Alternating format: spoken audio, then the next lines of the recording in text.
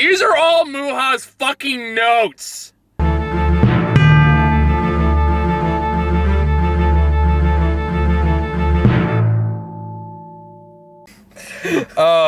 So we're talking about Countdown. I'm really loving how more theaters are doing the luxury recliner thing, because that means that if I'm in a movie and I'm the only one in my row, I can very easily hold my phone in a place where it won't be visible to people above me. So I'm not disrupting the movie for anybody, and I can just take notes. See, like, and for a movie like this, oh, you bet your ass, I took fucking notes. See, the one second part about the new job is I only have to do a 5-minute commute, which is great, but it means like my closest theater is now Eastridge, which is not kept up with the times. They have some decent. Yeah, but didn't Mercado just recently renovate their entire? Oh yeah, no, it's kind of crazy. Yeah, so of course by the time I stop going to Mercado is the time they renovate everything. But I am impressed with how far Eastridge has come. So, Countdown. Death, there's an app for that. I don't remember what movie we reviewed that I saw the trailer for this, but I saw the trailer and I lost my shit. I think you just texted me like, dude. I was like, I am ready for this. I want to see this movie so bad. It's gonna be awful. And it's basically somewhere between The Ring and Final Destination, where you download an app to see when you're gonna die, and you actually die. Because apparently, if you just program Latin into an app, that magically makes it curse. Well, let's hang on. Let's take our time getting there. Because there's a moment in the movie I'll get to, which is... I'm going to let you take the reins on this. Infuriating from a tech perspective. You have way more to say about this than I do. I'm just going to let you take the reins. Okay, well, let's just hammer out the spoiler-free part real easy. This is a hilarious, terrible horror movie. Yeah, this is a funny movie. It doesn't take itself that seriously, and it definitely has this kind of playful demeanor in the way that it's like, oh, a jump scare. No, it's not the real jump scare. And then it's just people making horrible, dumb decisions. So I'm really glad I'm talking about this with you though, because I watched this. I got some terrible news right in the middle of watching this thing. It just sucked all the joy out for me. So don't take it as a personal thing now. It's I'm glad we're re-examining it together, so I can remember the terrible shit and I can laugh about it now. Okay, good. I'm glad I took beat by beat notes. So I'm taking this as a positive of now I can finally enjoy this shitty movie. Okay, cool. From the shittiness it was meant to be. All right. So I started taking notes when the title hit, because that was when I realized, oh god, I need to write this down. I know, because you were texting me first, and I was like, dude, I'm busy. Yeah. So.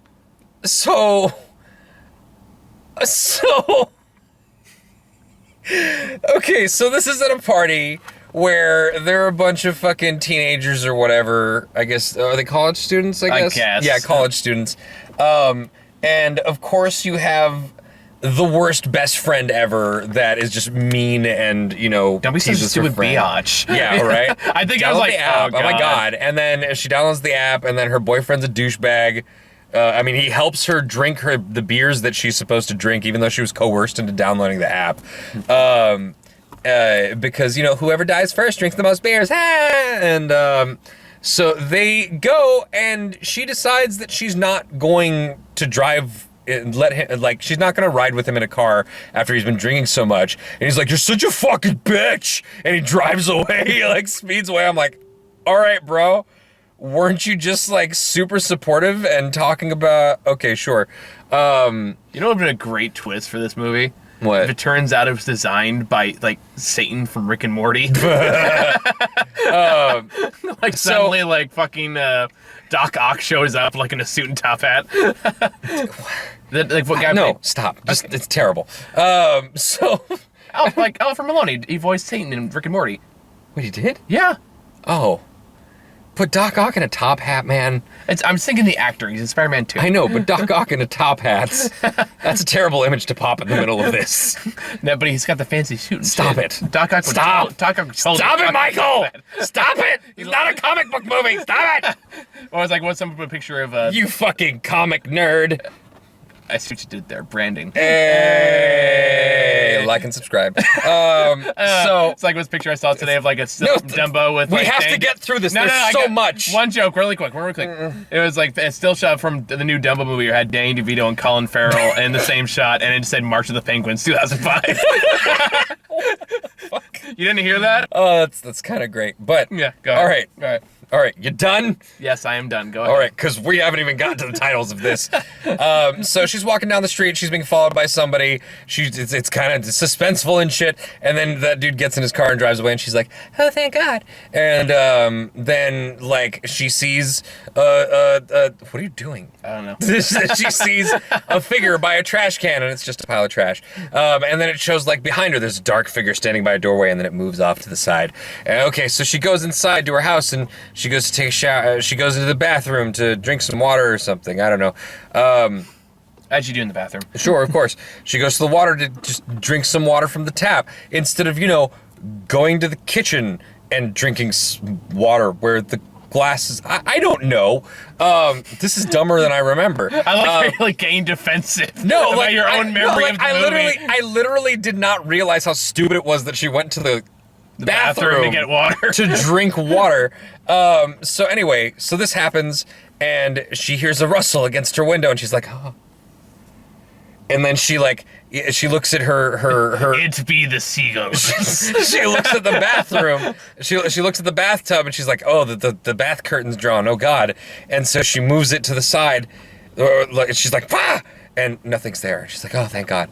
So she goes to drink her water, and she hears the bath curtain, and she turns and looks, and it's back again.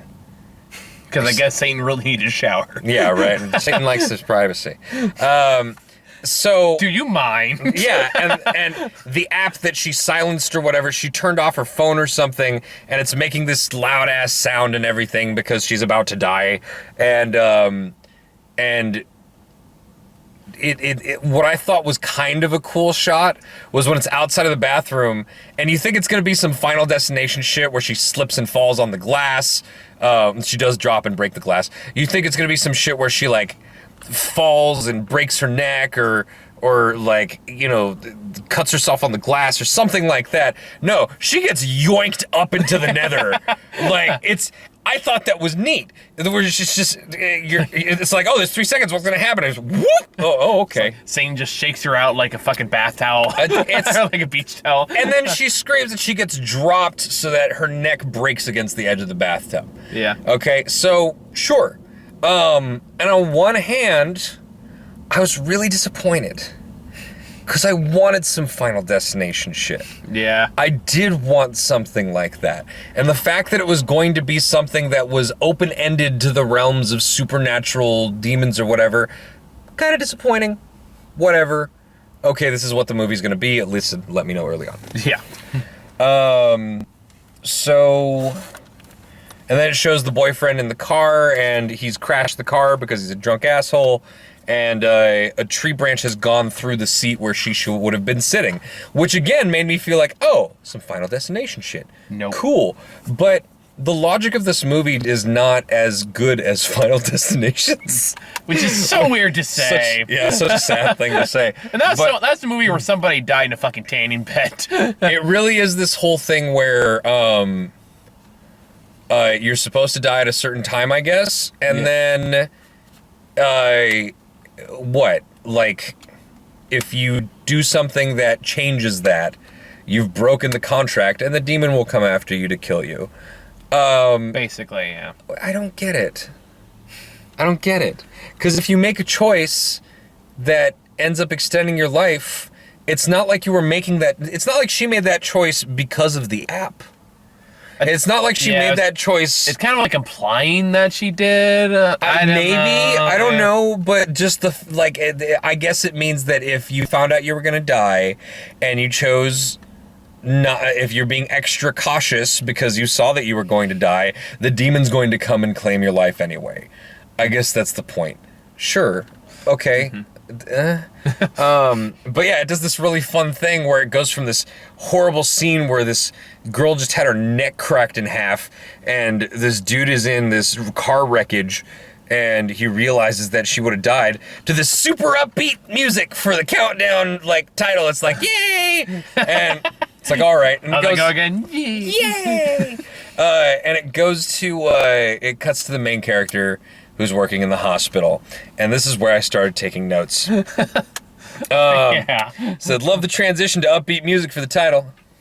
And so this lady's working in the hospital, and she's new there, and she just got, promoted to a real... Like a real nurse. She's a real nurse now. I'm a real nurse now. And there's this one doctor who is the same dude who played the doctor from Nurse Jackie.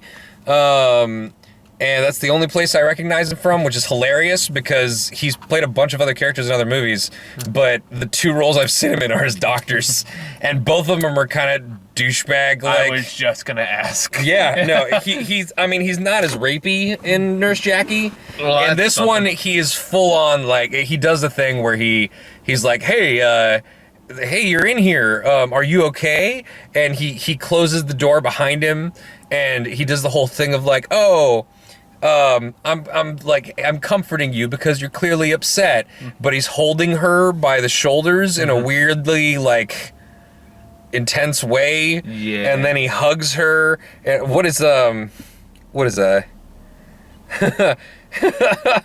my notes here are, okay, let's close the door and touch her and hug her and sniff her. Oh God. Oh boy, he's rapey. Like cartoonishly rapey. So that's a thing that happens. But they also do the thing where they go to cut a birthday cake or something, like a celebration cake for her getting promoted. Yeah. And they have a shot where like someone just stabbing it to cut it. Yeah. It's like, I forgot about that. It's one of those jump cuts where it's like, ah! It's like, it's a cake! Ah! And clearly this movie's having some fun. So, okay, fine. But yeah, so let's see.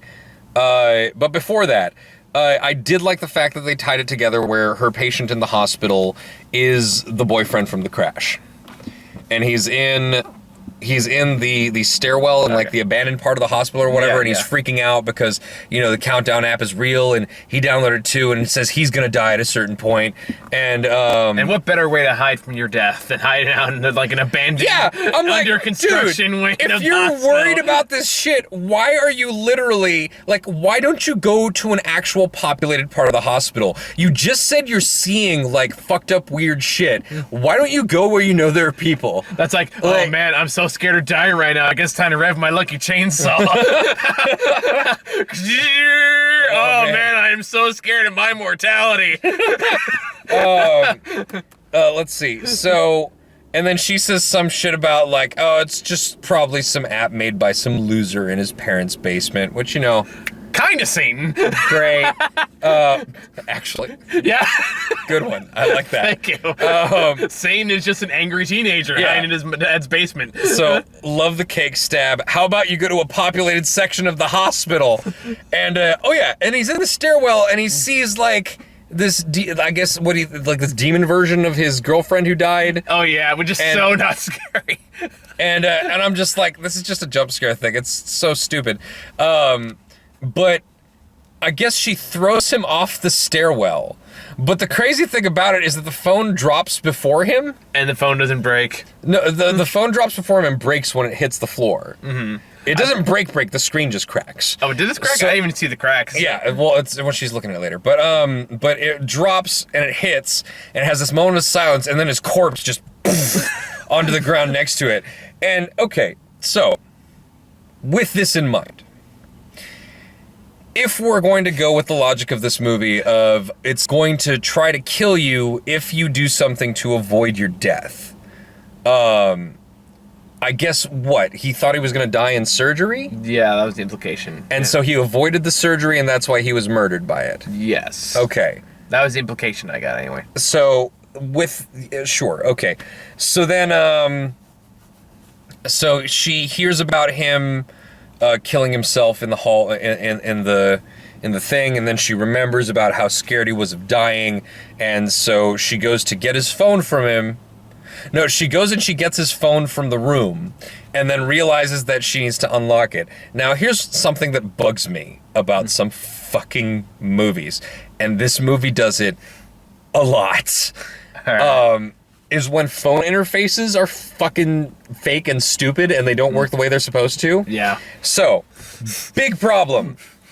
Complete the circle to unlock your phone. The phone screen says that to unlock it, you need to complete the circle. So draw the circle. First off, that's not how that works. Second off, even if it was a pattern, she You okay, buddy? She doesn't go for the password. She goes to the morgue and pulls his body out of the drawer to use his fingerprint to unlock it. This phone doesn't have a fingerprint detector on it.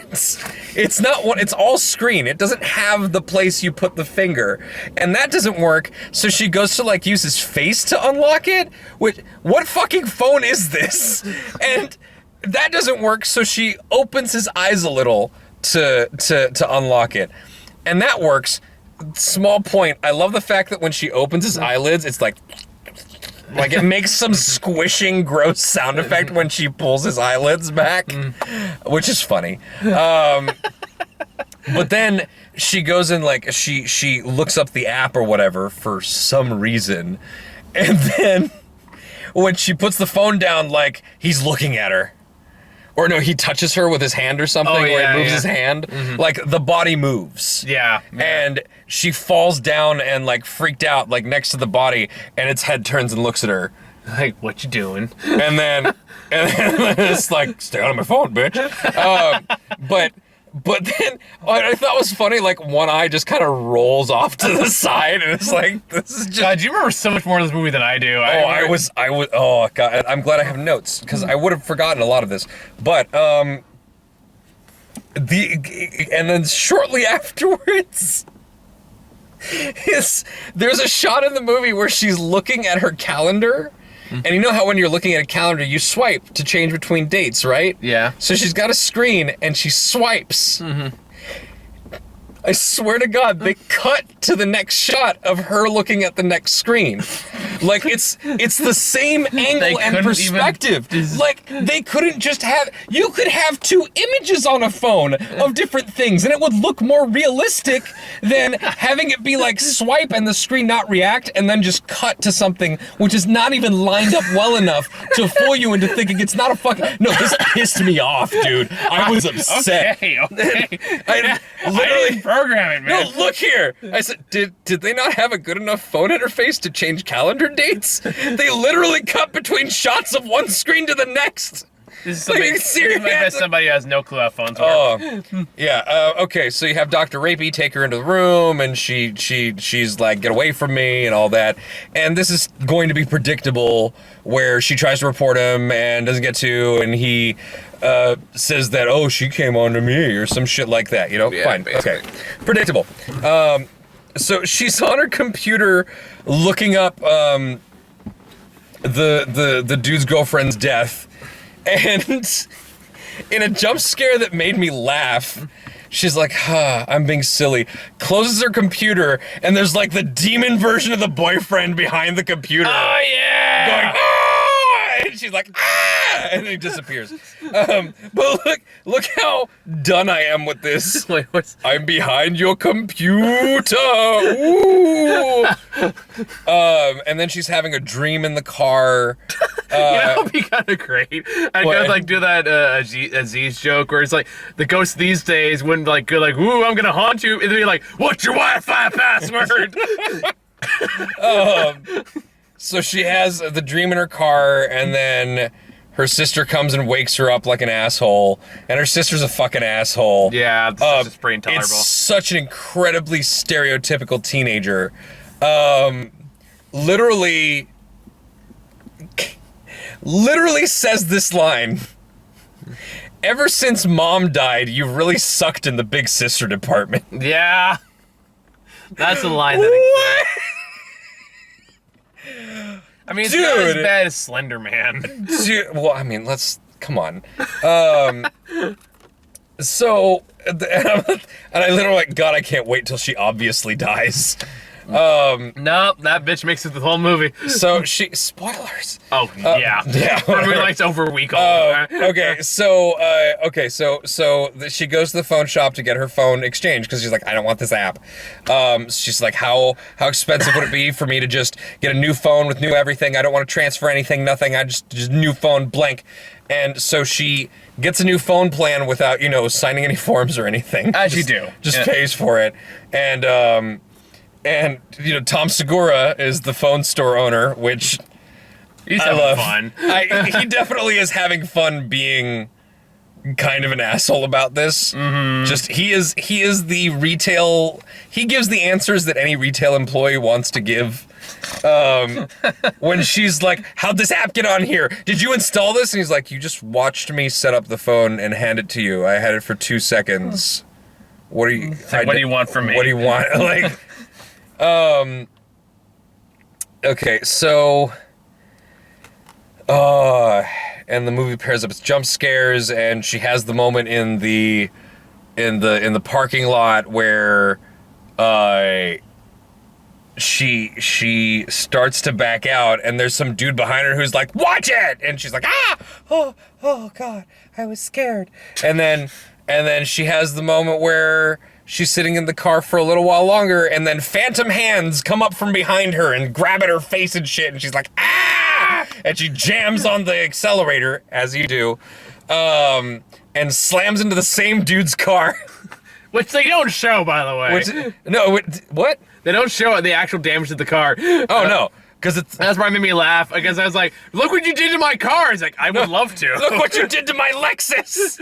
That's what he said. Yeah. But I was like, I guess which was a good callback for me. I was like, look at my Lexus. But I feel like only you and I would get that joke. Yeah. No, I still hate Raj. But so he's not watching this. We can say it for you. I don't give a shit. He's a garbage person. But so when that moment happened, I still was like, because I thought of that. But so of course, dude comes out. The dude who was behind her in line was like, what did she say?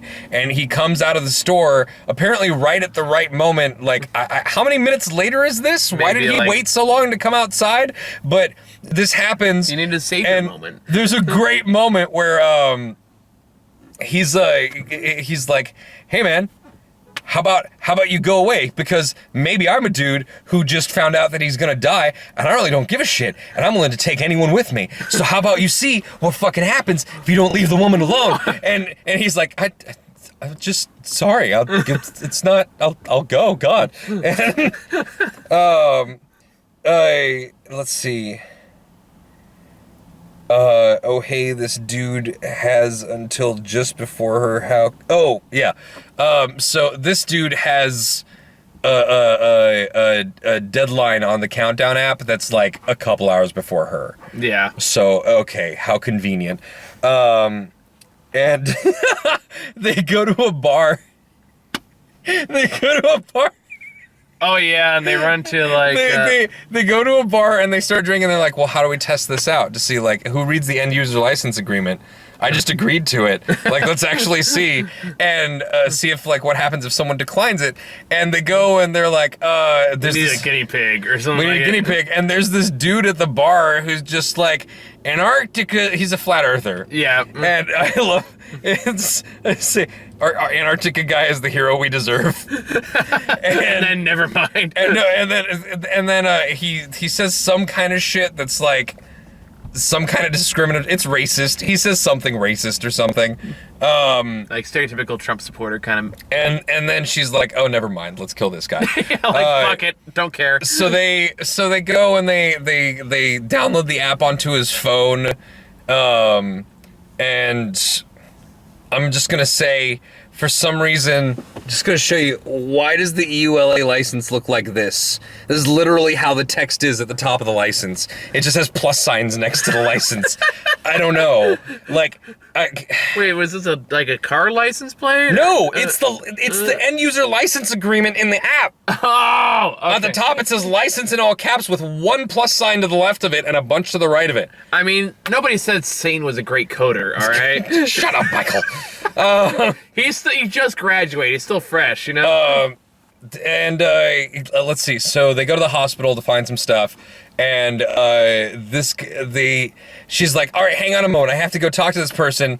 And in my head, I'm like, "Yeah, he has all the time in the world." And he literally says, "Great, because I have all the time in the world." And I'm like, "Oh, yeah, good, unpredictable, surprising writing." I wouldn't get it. So.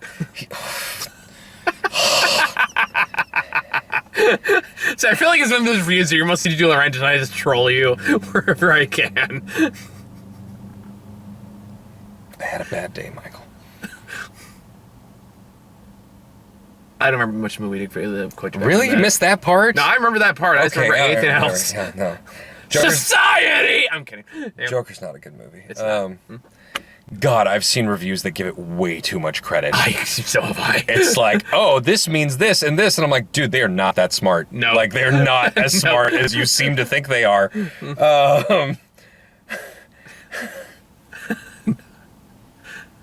One fucking review was like, the psychiatrist is actually giving him a way out of his psychotic delusions because she's telling him the truth about what's going on, but he rejects that. And no, he doesn't. It's okay. You want to see your sibling crazy? You know that review you sent me about it with the Mamma Mia joke in there? Oh yeah, Jenny Nicholson. Some unhinged psycho made an 11-hour angry rebuttal to Jenny? Yes. Somebody got super mad that they don't like clown movie. You want to talk about the unhinged people? See, I've watched The Trial of Tim Heidecker, which is 5 hours. And I don't know if I could do that, but I kind of want to. Don't do it, man. Can I just see some highlights? It's 11 fucking hours. I mean, that's why I need the highlights. I don't even know what they Come have. on, Michael. Be the hero the internet deserves. All right. Anyway, okay. We track it down. So dude goes into the bathroom to take a break, I guess, and no one else is in the bathroom. And there's some barefoot kid that comes up outside his stall when he's pooping or whatever. And he's like, "Go away, kid, find another stall." Yeah. And the kid just stands the kid's barefoot, by the way. Not weird at all. And then, takes a moment and then walks away. And then, he's washing his hands or whatever, and behind him the kid is crying or giggling or something. I don't remember. But one of the few... Here's the thing, this movie has moments of really cool little ideas. Like, I really liked when he turned to see if the kid was okay, and you just see the feet walk, between the stalls. Yeah. Behind the doors where the dividers would be. Yeah, that was a little cool. Let me joke. That was a neat image. I liked that. Until, the door opens, and okay, so... Here's dude's guilty conscience. What is killing this guy is that when he was a little kid, his brother was dying from cancer or something. Like, he was super sick. And wasn't he didn't return a toy or something? There was a toy the kid had because the kid was being doted on because he was dying by his parents, and his parents got him this little toy dinosaur that other dude really wanted. And so this dude goes and steals his dying kid brother's dinosaur. That was, yeah. And then never gave it back. And it's haunted him forever. Because, I mean, sure, he's a kid. Maybe the dying kid was super sad about losing his toy dinosaur more than he was about dying. Because kids are dumb. Kids are dumb, let's be fair. But... this is still haunting him. This is the great regret of his life. If only I gave him back the toy, he might not have died of cancer. His whole relationship with his brother is it doesn't matter. It's just, I took his toy dinosaur. And this comes in a hilarious way later. Oh, God. Even that fucking scene. Yeah. So... Okay, so yeah, he has the freak out moment in there with his dead kid brother, and leaves You know, because it was just a scene there to freak him out. Nothing really comes of it. It doesn't build to anything. It's a scene that could have easily been cut out of the movie. See, like, this is what I was talking about. Mueller. Who? I'll check it out. Just, I'll have to skim through it at least. Good luck. Okay, because I fucking love Jenny Nicholson. I don't always agree with her, but I really love her. I love her tone when she approaches things. She's just like, I don't know what this is, but it's kind of weird. Like, why wouldn't they do this? And I don't know. I guess they're just doing this. So it's just so, there's nothing mean about it. It's just like, well, this is weird. Also, the video where she actually buys that giant porg is amazing. Because it's bigger than she is. And you just watch her try to shove it into a minivan, and she's like, I have to do this! Like, oh, by the way, before you ask, we're referring to this, apparently something like 11-hour fucking rebuttal, because that's almost 12 hours. Yeah. No. I like, someone put like the first response on here, as everybody's real quick, is here's something you could do in that time. 1, listen to the entire Death Grips discography, 7 hours, 30 minutes. 2, watch every Avengers movie, 10 hours, 27 minutes. Watch Joker 5 times, 10 hours, 7 minutes. Beat the Pacific route, Pacifist route, Undertale, and Deltarune, 6 to 10 hours. Wow. So, oh god, the internet is a terrible and wonderful place. Okay, so let's see.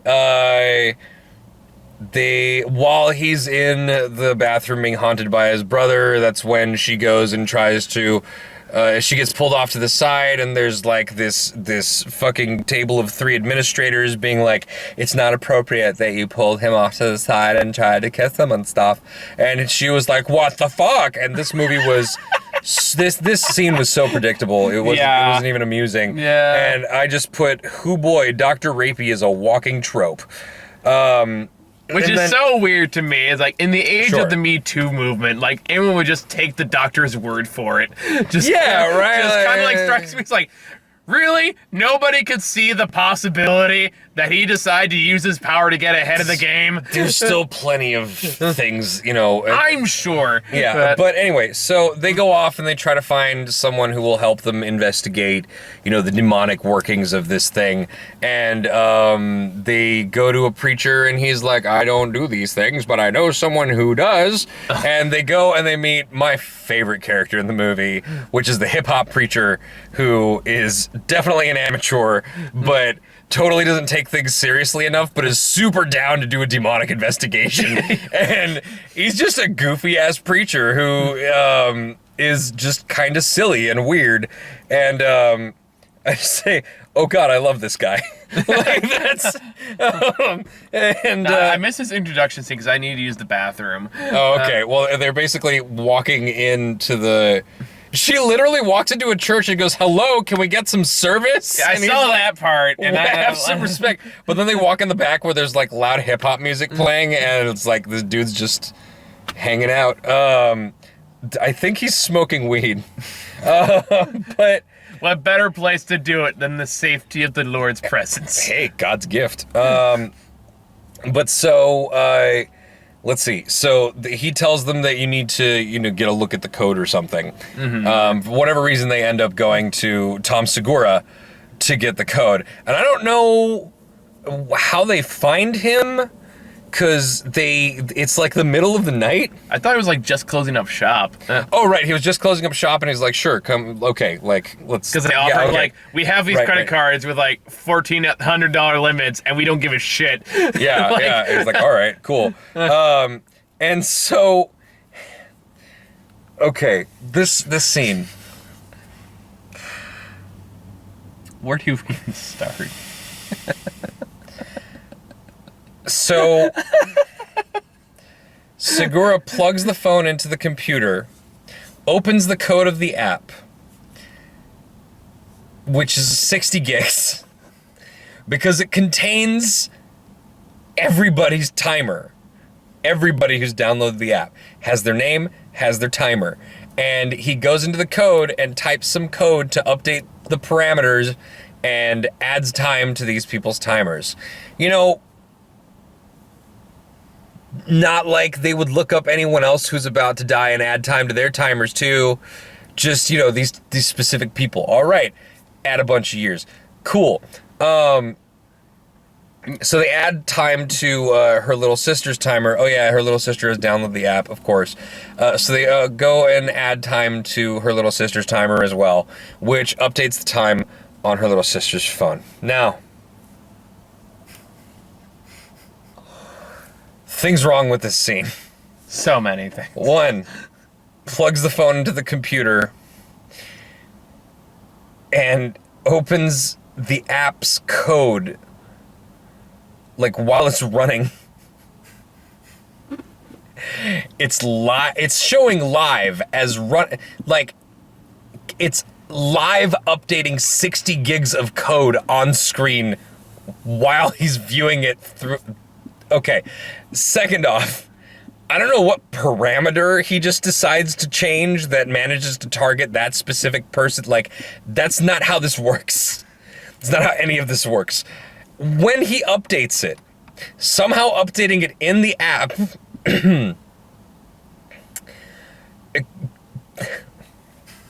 the phone is not in some, like, mounted mode where you can access the file system and all that. And, like, I understand that you can still use phones while looking through their files. That's not the point here. This is not how apps work. This is not how coding works. This is not how looking at the code of an app works. And it certainly doesn't make sense that you update the code in an app and live, it not just aggregates to the app running, but aggregates to the database that goes across all of the other apps in the world. Like, it just fucking makes your changes applicable elsewhere. And Tom Segura, being, master of code stuff, master of programs and coding, doesn't find this strange at all. I think the part that killed me is the fact that the whole reason it turns out sync can even happen the way it does is because there's Latin programmed into the code of the app. And for me, I'm thinking like, codes are very finicky about the language you use in those apps. The only way you can write Latin as is if you put it in a comment which wouldn't even register to the rest of the system. So really, that Latin would be there with like 2 dashes, and it would not even matter. Yeah, it's just and I know I'm like the code. Super nitpicky about in case you'll take a look at the code, you'll see there's Latin and be like, ooh, spoopy. Like. And I know it's a dumb thing to get hung up on an inherently dumb movie about evil programmer Satan, but it's still like it does knowing that about code does make it kind of hilarious. So let's just so they've escaped, they've fixed the problem, their timers are gone, they'll be living for like another 60 years. They're great, they're good, they're happy, and they agree that they don't want to spend the night alone, so they go to hang out in the same place, and they start, if you found out you were gonna die and then suddenly you weren't, you'd want to too. Yeah, but like, okay, so they have the conversation about their great regrets. And he talks about how I stole my brother's toy dinosaur. And I really, dude, that's your huge regret. And then she tells the story about how her mom died, which is basically she snuck out to go have some fun or whatever, and then her mom went looking for her and died in a car accident. Okay? But the writing in this, she's like, my mom went out looking for me, and I quote, "One drunk driver later, she was dead." Oh. That's a weird way to phrase that, don't you think? That's a weird way to say, like, wouldn't you say, like, she was killed by a fucking drunk driver, or, like, something along those lines. No one is trying to be all poetic and shit, and it's like, one drunk driver later, she died. That'd been like if the brother went and said like, yeah, my brother got a bad 12 tumors later, he was gone. One cancer later, my brother was dead. Like, I don't know how this movie continued. 12 cystic tumors. I don't know how this movie continued to lose me as it went on, but it just kept on surprising me with how bad it was. So, one stolen dino. oh God. Anyway, so let's see. Oh yeah, it has the thing where she's got the arm around her and she's like, cuddly, and then there's a moving shape behind the door and she grips the arm tighter and tries to wake him up, and then the door opens and he's in the door and she's like, but what arm? And it grabs her and she starts struggling with it and he yanks the blanket off and there's nothing under there with her, and their phones make that creepy countdown sound. It laughs at them and they look at it and their counters both tick back down to what it were. And they're like, oh no, it didn't work. And in my notes I write, oh no, it didn't work, how unexpected. And also, how many of these scares are just hands coming up from behind? Hands behind are very scary. Let's see. Okay, so her little sister is, taking care of this old lady, and the old lady took her phone away, and she goes to sneak into the old lady's room to get her phone because she hears it like buzzing because her sister's trying to call her because she's worried about her because the timer's reset. Okay. Yeah. And here again comes what I thought was one of the few really effective sequences in the movie, surprisingly, is when she walks past and the little nightlight in the hall turns on. Oh, yeah. And then it turns off after a few seconds, and she grabs her phone and she goes back to the room, and she's in the room, and the little nightlight in the hall turns on again, and then turns off, and then turns on, and turns off, and she goes and closes the door, and then turns around to walk away, and then notices the light again, and she turns around, the door's open again. And that's cool. I liked that mechanic. I liked that callback to, it was interesting that it was there in the beginning, and it was interesting how they used it later. I did enjoy that. And it was an effectively creepy moment in the movie, and she goes and she hides under the bed. And this was some legit good ghost movie shit, where it literally yanks the bed off from over her. Yeah. And her mother's body with a crushed head is laying next to her, going where's your sister? And oh, that was effective. That's my favorite scene in the movie because it's actually really good. See, here's the thing. I don't remember that. Okay, well that's too bad. Because it was actually a legit good horror movie scene. This this dude has some good ideas. The dude who wrote and directed this movie has some good ideas. He has some good moments in this movie where... Wait, was this a written and directed project? Yes, and it's a debut. God. I feel kind of bad now.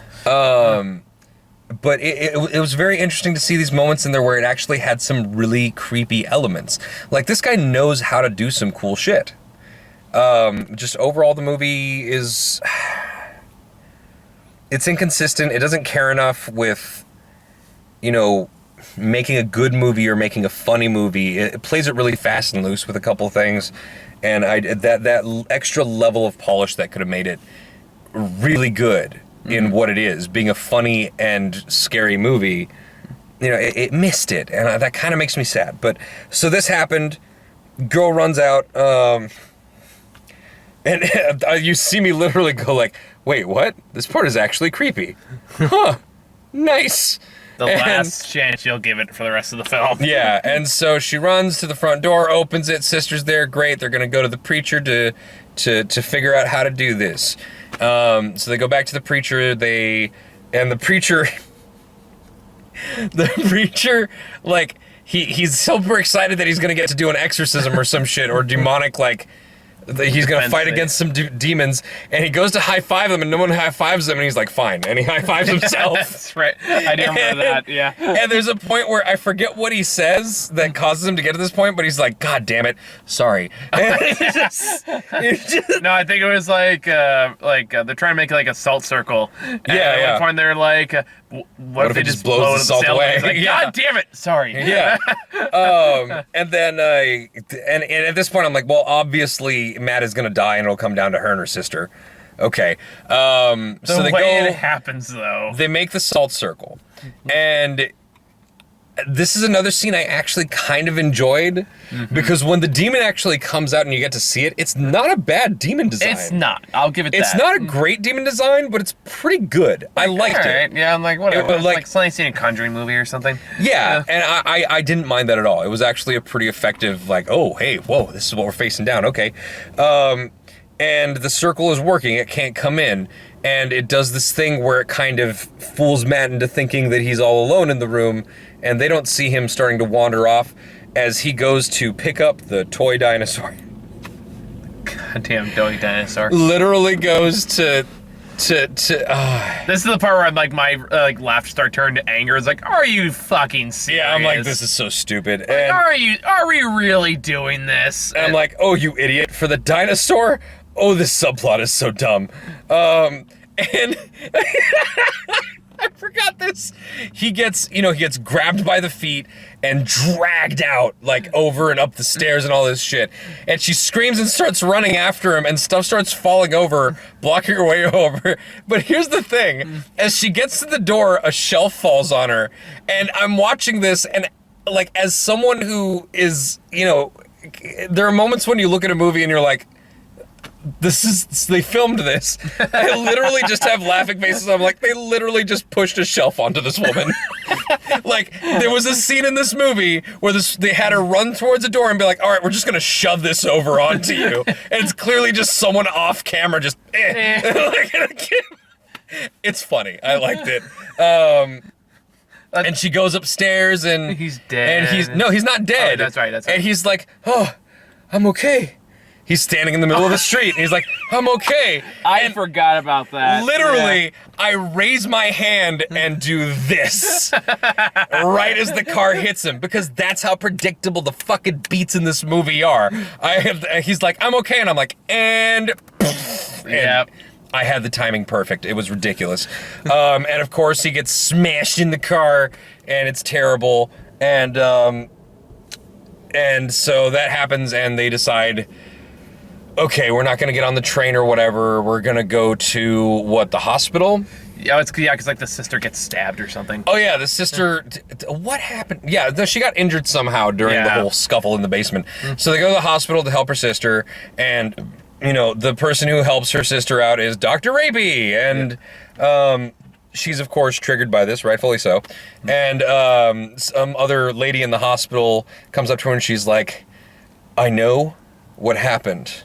And I know, like, I believe you. Clearly it's a thing where he's been doing this to plenty of people.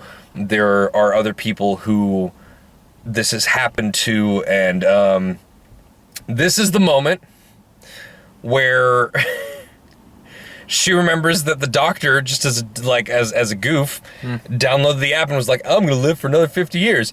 And they know that what has to happen is that someone has to survive slightly longer than their timer, or someone has to die before their timer. So at this moment, she decides, I'm gonna kill this guy. Yeah. And I'm like, wait a minute, what? Is she gonna resort to murder? Yep.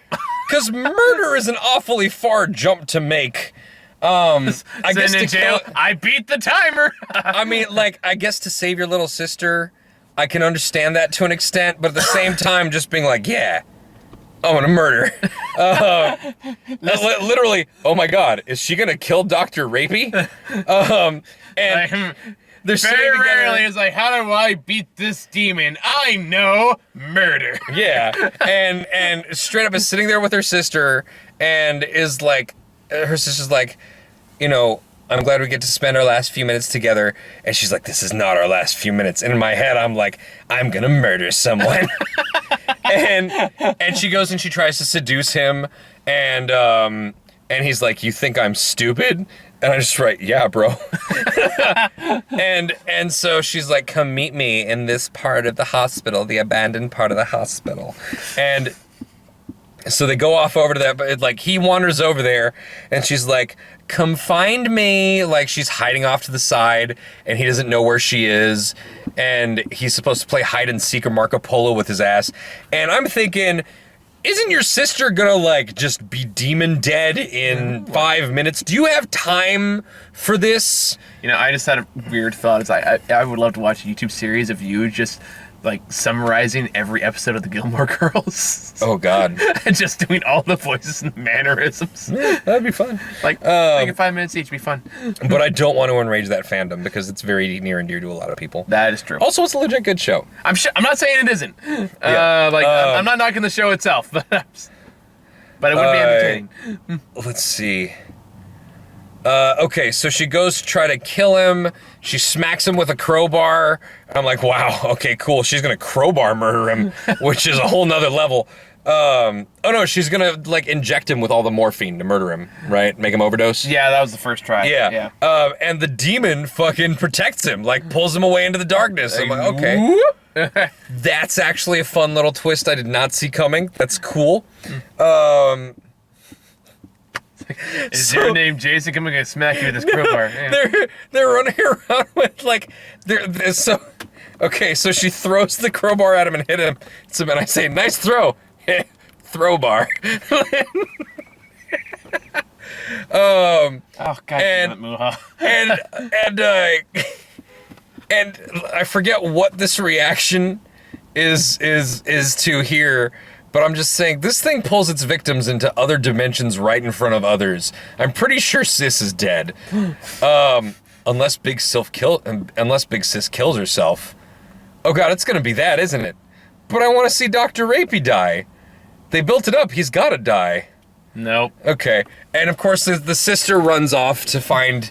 The little sister runs off to find her and gets trapped into this weird alternate dimension version of the downstairs or whatever, and, like, the demon straight up throws her through a window.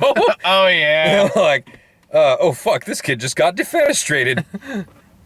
And it comes to this final showdown thing where Big Sis is like, I'm gonna kill myself with this morphine. I've got so much morphine in this thing, I'm gonna kill myself. And the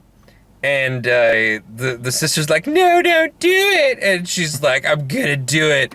And the demon thing is like, it takes the form of her mom. And says, I love you, don't do this. And, you know, these... I love you make it sound like Cartman. Yeah, right. And, don't do that, please. I'm totally not a demon, I'm totally not gonna kill you. But, so, okay. It shows the counter counting down. It's got like 15 seconds left. And she's like, no, you're not real. You're not my real mom. And, so she goes and she injects herself with the morphine, which I don't know why the demon can't stop that. Can it knock the thing out of her hands or, like, pull her arms apart or, like, some things so that she can herself? I mean, maybe it's towards the end of its shift. Maybe it's tired. I don't know. It's been doing a lot. But what fucks me up about this too, because at this point, I'm still getting pissed off at this movie's logic, because she takes the morphine, goes whoop, and dies in like 5 seconds. That's not what ODing does. Nope. That's not how fast you die from an OD. Like, she dies in a few seconds, and then the fucking demon thing goes like, and, you know, evaporates or whatever. Yeah, it dies. Way at the beginning, I forgot to mention, there was a character, there was some random person who was brought into the hospital ODing, and they gave them an injection to counteract the ODing, because that's, you know... how ODing works. Yeah, so... inject more things. Clearly, they did this just to have this scene, and literally, here, I'm like, oh man, they have that character ODing earlier just to show that they can undo this? Mm-hmm. Yes, they did. Gotta have the happy ending, right? You know, I don't know why, but the level of medical inaccuracy still bothers me, even at this point in the movie. I mean, it's a lame MacGuffin, but it is like the one MacGuffin I'm glad is there, because I would have had a lot more issues if they said, hey, you know what would really solve all your problems? Killing yourself? Just kill yourself. Just protect your family. Well, it fights the demon. It's a sacrifice. Whatever way you frame it. No, I'm not really comfortable with it. It's definitely been a motif in plenty of other movies. It doesn't mean I like it. All right, sure. But, all right, so self-sacrifice to kill... Shit, The Exorcist did it. I mean, there's usually self-sacrifice and, like, actual, like, suicide. There's a bit of a gray area. But it's the same thing. Yeah. You're dying to kill the demon. Yeah, I guess I have more of an issue if it's more like, if it's like, oh, I'm gonna get like stabbed by the other person's sword versus I'm gonna inject myself with morphine. Versus I'm gonna throw myself out the window, like The Exorcist. I'm not saying it's just the way it was for me. I didn't really go for it. Sure, okay. Right. It didn't work for me. Let's put it this way: this movie's no Exorcist. Okay, so this happens, and her sister finds the vial that she had of the backup drug antidote magic thing, and is like, oh, she drew with marker on herself at some point. Sure. She saw this coming and planned for it and was like, yeah. And good thing that, her sister saw where she's supposed to do this, because that definitely could have not happened.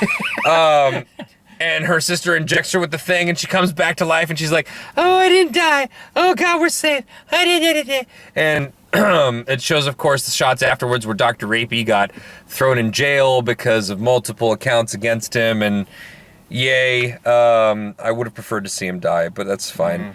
Because it's a movie. Why not? So, her and her father and her little sister are standing at their mother's grave. And I forget what it was that they said, that she said, but her little sister, for some reason, looks at her and says, hey, beautiful. I don't know. No, I don't know. No, I don't know. Like, I don't, like, it doesn't make sense in any context. Like, it doesn't make sense as a line in the movie. And maybe I misheard the line. Like, if you saw this movie and know the part I'm talking about, like, seriously, did I mishear this? Or did her sister just look at her and say, hey, beautiful? Like, as a, yeah, you go, girl, kind of deal.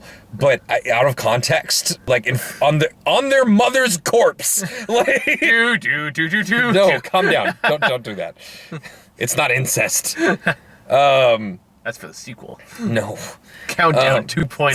Stop it. The one they clearly like, yeah, this is totally gonna get a sequel. And as they're walking away, I go, one last death. One last death. And then you hear the sound from the phone. I'm like, yes! And it just says 2.0. And then it cuts to the credits. And I'm like, oh! Come on! The part that was bugging me was like, because it's like, oh no, Countdown 2, but I was like, oh my god, it's not like I know of a salt circle that's still there in a church somewhere that I can just like, go to and not fall for the obvious dumb trap Mr. Dummy fell into earlier. Yeah. And then they have a small sequence shortly into the credits where Tom Segura is just being a scumbag. I didn't see that part. I think I just like... You just left immediately? I was like, done. No, but it's literally just Tom Segura being on a date with a lady where he's just deliberately being a piece of shit scumbag, where he's like, well, now that we've gotten to know each other a little, we're on second date and everything, I just want to let you know, a lot chestier than your online profile pic shows, something like that.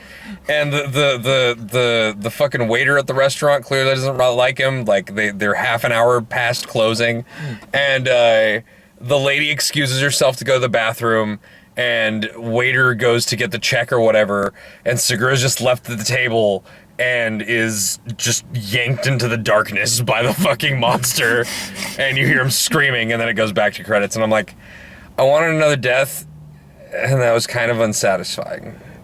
I guess this death really didn't like, Satan really didn't like him messing with his code. Yeah, it was just, it was an experience. Looks like the fucking Star Wars crawl. It wasn't that bad. It was a fun time, kind of. It wasn't that great. It was just, it's there. I kind of want this guy to get a second movie and to push a little further with it. I want him to care a little more. Yeah. Because clearly he's got some talent. Clearly he's got a good idea of what makes a horror movie fun. But he really did not try with certain elements of this. Yeah, this is no Happy Death Day. And somehow certain parts still worked. And that makes me sad. Because there could have been more. Could have been a lot more. But at the same time, weirdly enough, there was enough in this movie for me to kind of look forward to see what he does next. So, Some good, some good. So that was Countdown in its entirety. Oh, God. Like, I think we've been talking for like 4 hours.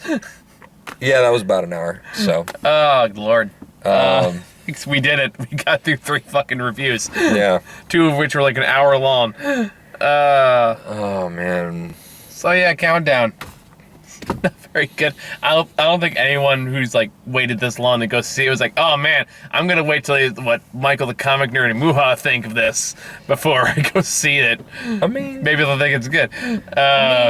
Mostly just like, oh man, this movie sucks. I can't wait for them to rant about it for an hour. I mean, it was barely a rant. It was more like a lukewarm, like, what? Why? There's no Ad Astra review. I took. Oh God. There was so much to be angry about with that movie. Yeah. Anyway, so I think that's that. The other ones we got this week, I think I only realistically have time for Terminator because I need to take a night off. Yeah, I'm gonna see Terminator next Wednesday, I think. Okay, I might try to see if I can. If we can't see it this week, then we'll. Yeah, I've heard mixed things about it. I think I'll like it. From what I've heard, I feel like I'll like it. Yeah. I don't think I'll love it, but I think I'll like it. Yeah, I've heard some of the big changes they make. Which I haven't heard about those yet. Pissed a few people off, but it doesn't really bother me personally. It's okay. We'll figure it out. But yeah, there's some good stuff out there. I don't know if we're gonna see Harriet.